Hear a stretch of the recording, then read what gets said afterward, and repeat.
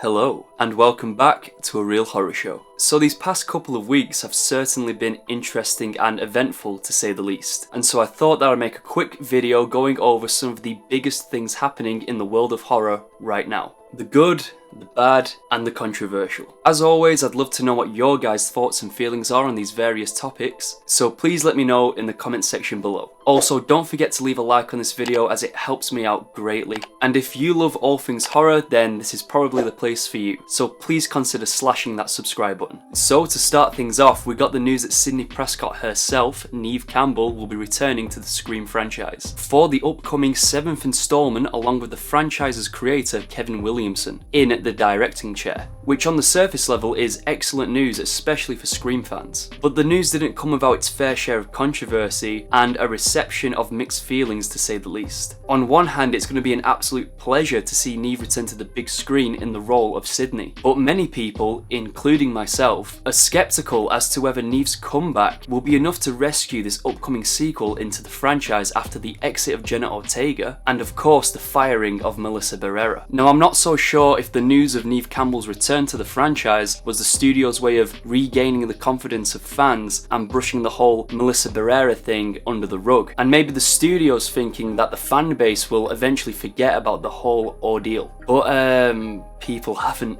And although the news of the return of Neve and Kevin to the franchise is definitely a silver lining to this very problematic cloud that Scream 7 has become, I genuinely have no idea what direction they're going to take this movie in now that it's missing its leading characters. It would feel kinda strange if the upcoming entry doesn't include any mentions of Sam or Tara or other characters of their story such as Mindy or the seemingly unkillable Chad, a character who definitely lives up to his name. I assume that they're gonna start a fresh storyline following Sidney again, but honestly, who knows? I guess we're just gonna have to wait for more updates on Scream 7 and see what the studio's gonna do with this quite messy situation. But are you excited for the return of Scream's original final girl? Let me know your thoughts in the comments below. In other news, we finally got our first look at the remake of The Crow starring Bill Skarsgård, and oh boy. So first things first, I really don't want to beat the already dead and at this point pulverized horse, but whoever decided on Eric Draven's edgy new look for this film must be the only person on this planet who didn't see the backlash that Jared Leto got for his Joker. Seriously, who thought that this was a good idea? Surely they could not have expected for this to go down well. And unfortunately, the rest of what we see in the trailer doesn't get that much better. At least, in my opinion, the quintessential issue with this trailer and this upcoming remake as a whole is that it just looks completely uninspired. Just putting the look of Bill Skarsgård's Eric Draven and his hideous tattoos to one side, the original Crow is a film that is known and praised for its unique gothic visual style. The visual style, tone, and atmosphere of The Crow plays a massive part in the film's identity. And that's a key word here. Identity. The trailer is devoid of any of that tone or atmosphere, and I think that's a big problem. The film looks plain, boring, and frankly just very generic. And that's very disappointing because the word generic shouldn't even come into the conversation when talking about The Crow. It actually made me think about the differences between the presentation of Gotham City and the world that was created for the Tim Burton Batman films compared to Christopher Nolan's Dark Knight trilogy. Whereas Burton's Gotham City is drenched in this atmosphere that is a blend of industrial and gothic visuals, Christopher Nolan's Gotham was, well, it was just Chicago. And despite my love and preference for Batman 89, I'm not taking a dig at Nolan's Dark Knight trilogy, just to be clear, because it's an amazing set of films. And I'm sure there's going to be many who'll say, well, at least they're trying something new and doing something different. But once again, for me, that doesn't give it a free pass. Why make it at all? To be honest, when they announced that Bill Skarsgård will be playing the role of Eric Draven, I was initially very optimistic. Besides the fact that Bill is a fantastic actor, I can actually visualize him playing Eric Draven. Of course, the late great Brandon Lee is completely irreplaceable, and like most remakes, I don't even think this thing should even exist to begin with. But if they are going to go ahead with it, I thought Bill was a great choice. But whereas Brandon Lee's Eric Draven is inspired from rock stars and the music scene at that time, Skarsgård's Draven seems to be taking his look from the SoundCloud rappers of today. But with all of that said, please let me know what you guys think of this upcoming Crow remake. And by far the most exciting thing that has happened in the world of horror recently at least for me personally, was getting our first look at the sequel to Tim Burton's much-loved 1988 classic Beetlejuice, and it's called 𝙎𝙊𝙎𝙎𝙎. Nearly said it 3 times. Fans have wanted to see a sequel to this film for years now. I'm so glad they're finally doing it, and this week Warner Bros. Dropped a teaser trailer for the much anticipated movie, which I'm sure you've all seen by now. And honestly, it looks really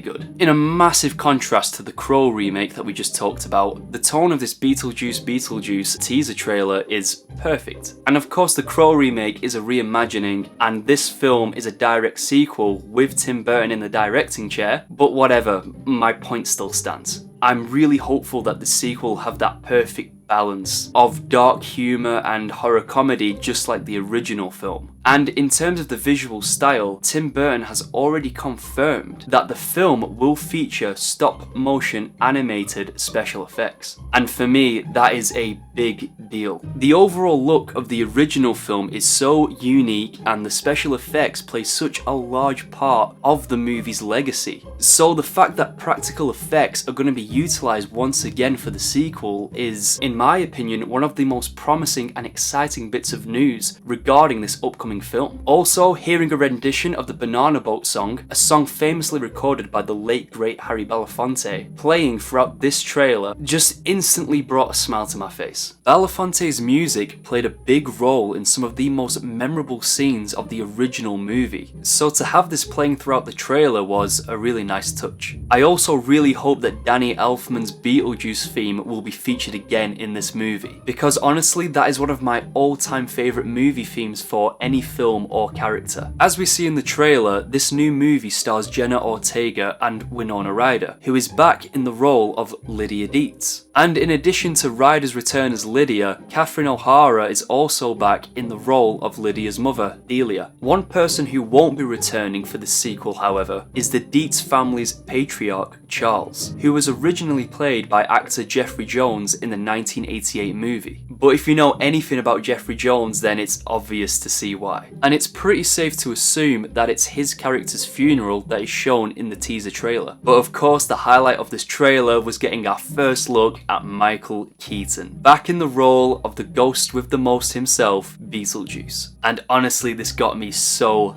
hyped. To say it's nearly 4 decades since the first movie, Keaton looks pretty much exactly how he did back in 1988. I know the look of the character involves a lot of makeup and all that, but Keaton is looking great, and I'm sure that his performance is going to be even more batshit crazy as it was back in the day. And speaking of batshit, it's crazy that Michael Keaton's 2 most notable roles, Beetlejuice and Batman, released a year apart from each other in 1988 and 1989 respectively. And fast forward to today, and Keaton is back as Beetlejuice after his return last year as Batman. What a time to be alive. And on a side note, Keaton is Batman. The original Beetlejuice is a movie that I've probably seen at least 167 times, and it keeps getting better every single time I see it, and it's safe to say that I cannot wait for it to be showtime once again. So what are your guys' thoughts on all the topics we talked about today? Please make sure to let me know in the comment section below, and until next time guys, take care.